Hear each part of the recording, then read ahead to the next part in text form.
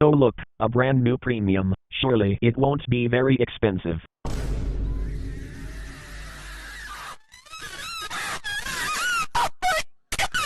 At $80 US, this new Viggen Premium Pack is currently the most expensive item available on the Gaijin store. And because of that insane price tag, I imagine many of you are wondering if it's worth it. Short answer? Well, Gaijin gave me this jet completely for free, and yet it still feels like I got scammed. Why? That's of course what I'll explain throughout the rest of this video. To quickly get you up to speed, the JA37DI F21 is a new Swedish premium that sits at rank 8 with a battle rating of 13.0. And what's interesting about this jet is that it's the first premium you can buy which comes equipped with AMRAAMs. In case you didn't know, the AIM-120 is a radar missile which starts guiding itself once it gets within 15 kilometers of the target. And when you combine this active radar homing ability with insane maneuverability, speed, and range, you are left with a missile that's not only insanely practical, but also extremely deadly, making the AIM-120 effectively one of the best missiles currently available in War Thunder. Therefore, I think it's pretty fair to state that this jet's main selling point are its RB99s, which are just renamed AIM-120Bs. Unfortunately though, these missiles are also this jet's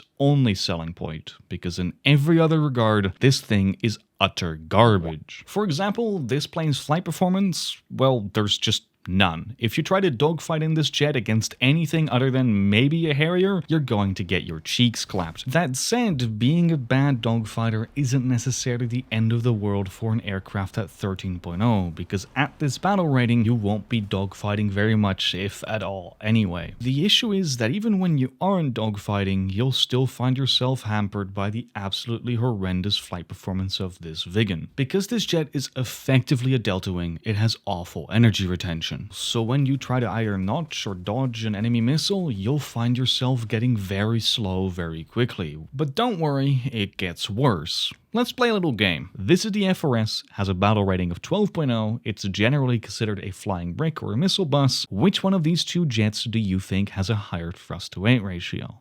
That's right, it's the F4S. Bruh. So because this premium Viggen has such a terrible TWR, not only will you turn yourself into a sitting duck the second you try to notch an enemy missile, but you'll be a sitting duck for an uncomfortably long time as your plane slowly crawls back up to speed, resulting in this jet not just being unusable in dogfights, but its horrible flight performance is also going to get you killed just because you were trying to go defensive. That is, of course, assuming that you are even aware you should be trying to defend in the first place, because unfortunately with the premium Viggen that's easier said than done.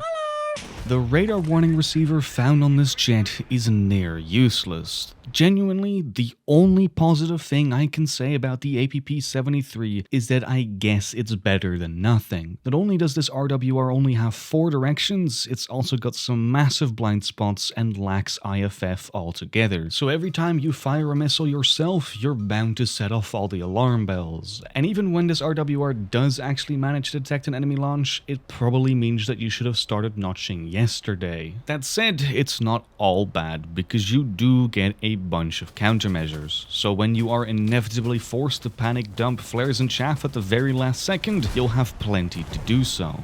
Anyhow, that's enough about this jet's defensive capabilities. Now let's start talking about its offensive capabilities. Besides its rebranded AIM-120Bs, the premium Viggen can also carry up to 6 RB-74s. Although realistically, you'll only ever end up bringing 2 of these alongside your 4 RB-99s. Now sure, this renamed AIM-9L is certainly not a bad IR missile. It can pull up to 30 Gs, it's all aspect, and overall has relatively decent range. The issue is just that when you compare this missile to the other IR missiles available at 13.0, you'll quickly find that all those other missiles are equally as good in the kinematics department while also being equipped with IRCCM, and thus the AIM-9Ls found on the premium Viggen are some of the worst IR missiles available at its battle rating. But again, does that really matter when these are just a backup weapon? After all, you still have those amazing RB-99s, right?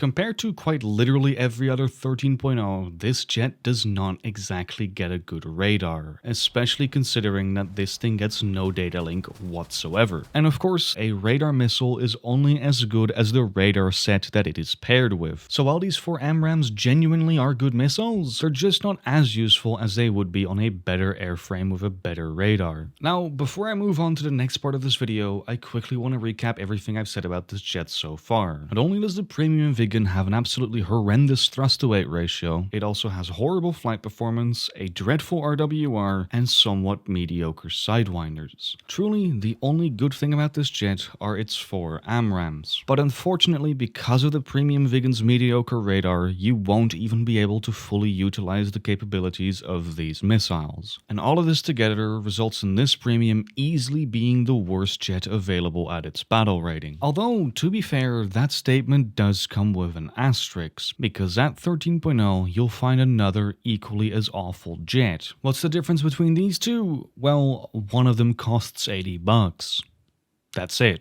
So if you were to purchase the premium Viggen, not only are you buying into an absolutely dreadful experience, but you're also paying for what is essentially a copy-paste aircraft. With that in mind, let's circle back to this video's central question. Is the JA37 DIF-21 worth its price tag? Well, no, because not only are there plenty of other way more fun, way more competitive, and way more unique premiums out there, every single one of the other premiums available for purchase is also cheaper, so you literally can't go wrong with buying anything else. Not to mention that even those who really want to grind through Sweden can just buy the J35XS instead. Not only is that jet more fun, unique, and competitive, it'll also be able to research all the way up to rank 8. And that, all the while, it's also $10 cheaper. Long story short, while I won't tell you not to buy the premium Viggen, because after all it's your money, you do with it as you wish, I do want to make it very clear that I'll be clowning on anybody who decides to buy this jet at full price. Not only would you be forking over money to Gaijin so you can get your hands on one of the worst premiums available, but you're also paying extra for the privilege. This thing is just not worth it.